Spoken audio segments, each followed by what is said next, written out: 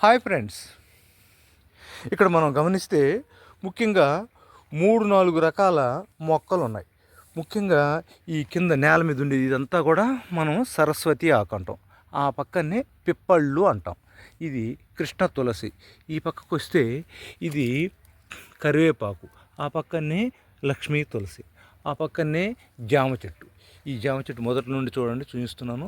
కాయలు చూడండి, కాయలు పువ్వులు అన్నీ కూడా పుష్కలంగా కాసింది. ఈ పక్కనే దానిమ్మ చెట్టు, ఆ పక్కనే మారేడు చెట్టు.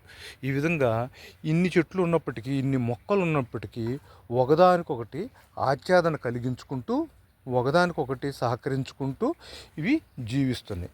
కాబట్టి మనము ఇక్కడ గమనించాల్సిన విషయం ఏంటంటే, ఇది ఒక లైవ్ మల్చింగ్ లాగా పనిచేస్తుంది. ఇది ఈ యొక్క ఎండిపోయిన రాలిపోయిన ఆకులు ఒక లేయర్ లాగా ఇక్కడ ఫామ్ అయ్యి మిగతా నేలకి ఆచ్ఛాదన కలిగిస్తూ, ఇక్కడ మరీ పండ్ల తోటల్లో ఎలాంటి కలుపు రాకుండా తవ్వడం, ఇంకోటి దున్నడం అవసరం లేకుండా మనకి ఒక లేయర్ లాగా, అదేవిధంగా కలుపు నిరోధినిగా మనకి పనిచేస్తుంది.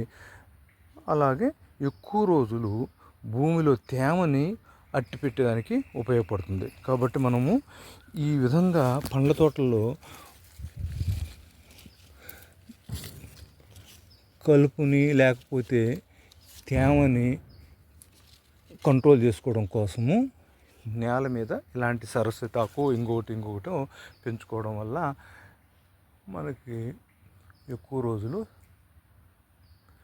భూమిలో తేమ ఉండేట్టుగా చేస్తూ కలుపును రానివ్వకుండా నిరోధిస్తుంది.